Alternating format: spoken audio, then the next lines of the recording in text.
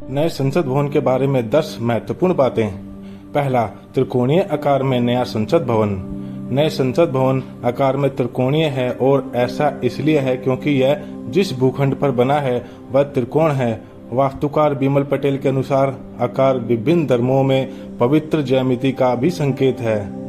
दूसरा, निर्मित क्षेत्र। नए संसद भवन में 3 मंजिला और 64,500 वर्ग मीटर का निर्मित क्षेत्र है।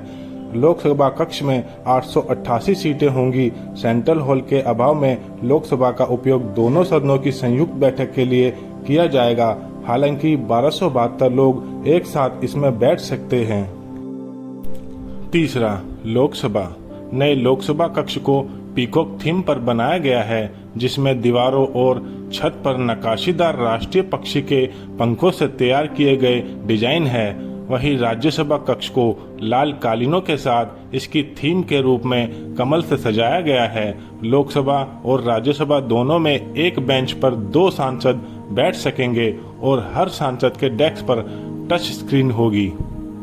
चौथा, राज्यसभा। राज्यसभा कक्ष में अब 384 सदस्य बैठ सकते हैं। राज्यसभा में भविष्य में संसद सदस्यों की संख्या बढ़ सकती है, इसलिए इसे बड़ा बनाया गया है। पांचवा, संविधान हॉल। नए भवन में एक कॉन्स्टिट्यूशन हॉल है, जहां भारतीय लोकतंत्र की यात्रा का दस्तावेजीकरण किया गया है। महात्मा गांधी की 16 फुट ऊंची कांस्य प्रतिमा पुरानी और नई इमारतों के बीच लॉन में रहेगी।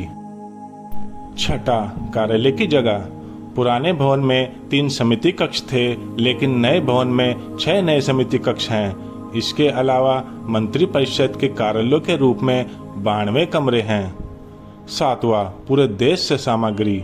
नए भवन के आंतरिक और बाहरी निर्माण के लिए देश भर से निर्माण सामग्री लाई गई है। इसमें धौलपुर के सरमथुरा से बलुआ पत्थर और राजस्थान के जैसलमेर के लाखा गांव से ग्रेनाइट शामिल है। इसी तरह साज सज्जा में प्रयुक्त लकड़ी नागपुर की है और मुंबई के शिल्पकारों ने लकड़ी के वास्तुशिल्प डिजाइन का नेतृत्व किया है। उत्तर प्रदेश के भदोही बुनकरों ने इमारत के लिए हाथ से बुने पारंपरिक कालीन बनाए हैं। आठवां, राष्ट्रीय चिन्ह। यह भवन राष्ट्रीय प्रतीकों से भरा हुआ है, जिसमें राष्ट्रीय प्रतीक अशोक का शेर शामिल है, जिसका वजन 9,500 किलोग्राम है और ऊंचाई 6.5 मीटर है और दूर से दिखाई देता है।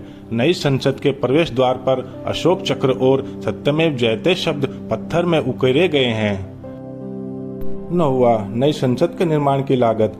हालांकि नई संसद की लागत अज्ञात बनी हुई है। शुरुआती ठेका टाटा प्रोजेक्ट को 861.9 करोड़ रुपए में दिया गया था, लेकिन जब तक परियोजना शुरू हुई तब तक लागत बढ़कर 971 करोड़ रुपए हो गई। सरकारी अधिकारियों का कहना है कि लागत 1200 करोड़ रुपए हो गई है। इसमें संस्कृति मंत्रालय द्वारा खरीदी गई कलाकृति के लिए 200 करोड़ रुपए शामिल है। सरकार को अभी अंतिम लागत की घोषणा करनी है। करीब 60,000 से अधिक श्रमिकों ने संसद भवन का निर्माण किया है। 10वां, डिजिटल प्रवेश। नई संसद के पर्यावरण के अनुकूल फोकस के अनुरूप सभी रिकॉर्ड, सदन की कार्रवाई, प्रश्न और अन्य व्यवसायों को डिजिटाइज किया जा रहा है। इसके अलावा टैबलेट और आईपैड होंगे, जिससे यह संचालित होगा।